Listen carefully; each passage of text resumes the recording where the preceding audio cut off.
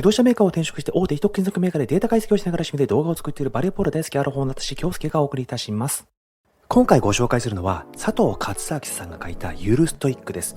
発売後すぐに2度も増刷され4万部を突破している人気の本となっております。皆さんこんな経験はないですか？コロナ禍で働き方改善、在宅勤務が増えてラッキー。やっぱり生活のスタイルを重視することが一番大切だよね。でも他の人はもっと頑張ってるかもしれない。もっとストイックになった方がいいのかなとか、やった頑張って第一志望の会社に入れたぞ、これから定年までお世話になりますって思ってたけど、会社の利益がどんどん減少、自分の立場もどうなるかわからない、もう10年後は予想できない、こんな目まぐるしく変わる社会で一体どうやって生きていけばいいんだとか感じたことはないですか？おそらくほとんどの人が今の理想の生き方って何って感じで疑問を抱いていると思います。私もその一人なんですが、そんな時このゆるストイックの本に出会いました。この本を読んだ時、今までの考え方ってちょっと硬かったかも、もっと柔軟に考えるやり方もあるんだなって思ったんですよね。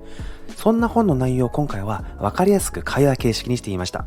今回の登場人物は悩める中堅社員の和也さんです。本日はよろしくお願いいたします。よろしくお願いいたします。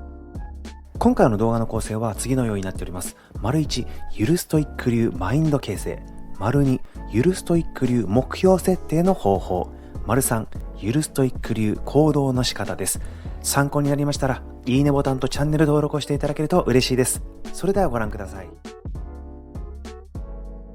最近なんだか焦りばかり感じてしまっていて、30歳にもなったのにまだ自分が何をすべきか分かっていないんです。周りは結果を出しているのに自分は全然で、正直落ち込むことも多いです。和也さん、その気持ちよくわかります。でももし頑張ればすぐ成果が出るはずだとお考えなら、ちょっと注意が必要かもしれません。どういうことですか？今の時代って世界中のトップレベルの人や AI とかと競い合うような状況になりつつあるんですよ。だから成果を求めすぎるとうまくいかなかった時に燃え尽きてしまうリスクがあるんですよ。確かに結果が出ない時に自分には才能がないのかもって思ってしまって、モチベーションが下がってしまう可能性はありますよね。ですよね。そしてこの問題の背景には時代の価値観の変化が関係してるんですよ。例えばコロナ前は意識高い系と言われるようなガツガツ成果を出していくスタイルが評価されてましたよね。あれはゴーレム型のように真面目で強いけど柔軟性はあんまりないというイメージなんですよね。確かにガツガツいくのが正解って感じでしたよね。でもコロナ禍を経て少し休んでもいいとか自分のペースで生きるという価値観も広がりましたよね。それはバブルスライム型のように無理はしないという柔軟な発想が生まれたからなんですよね。でも時に目標を見失いやすいという側面もあるんですよね。確かにゴーレム型もバブルスライム型もちょっと生きづらいですよね。おっしゃる通りです。だからこそ今はその中間のスタイル、ゆるストイックに生きるという考え方が時代にマッチしてるんですよ。ゆるストイックですか？はい、無理に頑張りすぎず、かといって何もしないわけではなく、やるべきことを淡々とこなしていく。そして結果を焦らず、プロセスを楽しむ姿勢のことなんですよ。なんだか聞いてるだけで少し気持ちが楽になりますね。具体的にはどんなイメージですか？例えばはぐれメタルのような存在です。ガツガツするんじゃなくて自分のタイミングで動いて地道にレベルを上げていく。誰かにマウントを取ることもなく自分の道を静かに歩むイメージなんですよね。なるほど。ゴーレムみたいに強引じゃなくて、でもバブルスライムみたいに力を抜きすぎるわけでもない、そのバランスがいいんですね。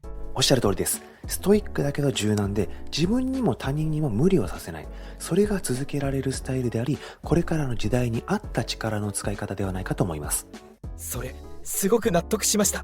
やっぱり今の時代って正解が見えにくいから無理に走ろうとすると疲れるんですよね。そうなんですよ。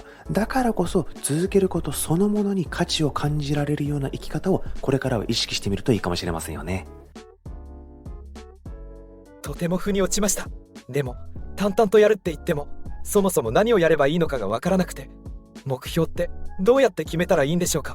目標を決めるのって本当に難しいですよね。目標を設定した後ってその山を登っていこうっていう風に考えるじゃないですか。でもゆるストイック的に考えると、どの山に登るかではなくてどのエリアに向かうかという考え方が大事だと思ってます。エリアに向かうですか？はい、ドラクエでも強すぎる街にいて全滅しそうになったら別の場所でレベル上げをしますよね。それと同じで時と場合に合わせて自分に合った場所に移動してみるという柔軟さが必要なんですよ。なるほど。今の場所がきついなら変えるという選択肢もありなんですね。おっしゃる通りです。目標を決める際に考えるべき視点のポイントは、好きなこと、得意なこと、需要があることの3つなんですね。この3つが重なるところが理想なんですが、これ順番がとっても大切なんですよ。どの順番から考えていけばいいんでしょうか？まずは好きなことです。これは自分の内側との対話から見つかります。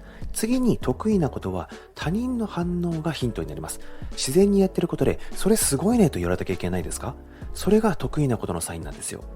最後に需要ですが、これは時代や社会によって大きく変わります。ですので、最初から需要に合わせすぎるとこれ危ういんですよ。それすごくわかります。実は僕、一時期 YouTube をやってみたんです。動画の時代だし需要もあると思って。でも全然うまくいきませんでした。そうなんですね。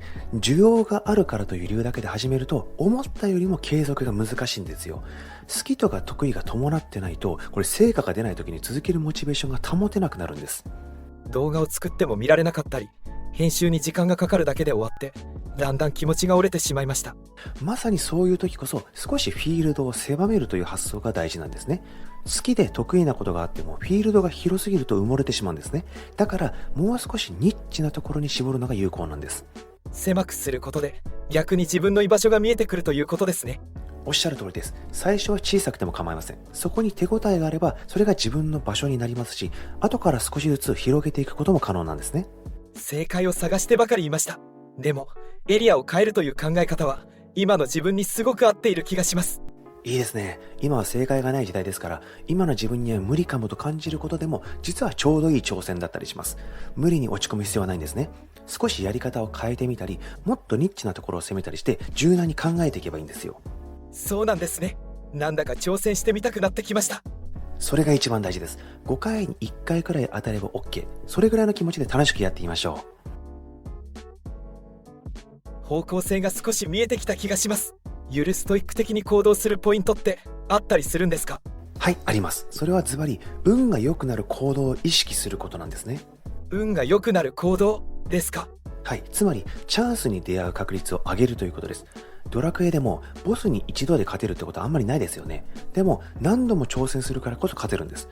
逆に言えば、挑戦しなければ絶対に勝てません。弱点もわからないですし、どんな攻撃をしてくるかもわからないですよね。確かに、やってみて初めて見えてくることってありますよね。そうなんですよ。で、自分のやっている取り組みがたまにヒットすると、あの人才能あるなって思われて、そこからチャンスが広がっていくんですね。実はヒットしてからが本番で、そこから連鎖が始まるんですよ。そしてもう一つ大事なのは、失敗イコール無能っていう考え方から早めに抜け出すことですね。何かに挑戦するときって必ず試行錯誤の過程がありますよね。その中であいつはダメだ、才能がないって笑われることがあるかもしれません。でも自分が好きなことに没頭できていれば、そういう評価はだんだん気にならなくなってきますし、気にせず続けていれば自然と成果や手応えも出てくるんですよ。それ、すごく大事な視点ですね。でも、挑戦ってやっぱりエネルギー使いますよね。そう思うかもしれませんが、今の時代、ゴーレムみたいに全部を自力でゴリゴリやる必要はないんですよ。最初の着火線だけ自分でつけて、あとは環境や仲間の力を借りて広げていく。実はこうやって自力でできる部分と環境に耐える部分の両方をうまく使っていくのが、これゆるストイックの考え方なんですよ。確かに、そう考えると少し気が楽になりますね。そうなんです。これからは外部環境を最大限に活用し、いかに自分の労力を節約しながら他人の力を借りられるかが重要になってくるんですね。例えば自分ではそこまで影響力がないと思っていても、 SNS で発信したことが誰かの目に留まってシェアされた結果、思いがけない出会いや仕事につながることもありますよね。また自分が専門家じゃなくても、知識や経験のある人と出会って会話をすることで、その人が自分の考えを広めてくれることもあるんですよ。こうした外への広がり、いわゆる遠心力と自分の軸、いわゆる求心力の両方をうまくバランスさせていくこと、それこそがゆるストイックの本質なんですよね。なるほど。自力だけじゃなくて他力も取り入れる。そう考えるともっと柔軟に動ける気がします。ゆるストイック流のマインド形成、目標設定の方法、行動の仕方を意識して一から考えてみたいと思います。はい、和也さん頑張ってくださいね。はい、いかがでしたでしょうか。現代社会って本当に読めないことが多くて不安だらけですよね。しかしそんな時代でもはぐれメタルのように自分の芯を持ちつつ周りの力もしっかりと利用させてもらう働き方をすることがベストなのかもしれません。今回のゆるストイックはそんなヒントを私たちに教えてくれました。ぜひ皆さんも今回の動画を参考にしていただいて自分流のゆるストイックな生き方をしていただけると嬉しいです。それではまた次回の動画でお会いしましょう。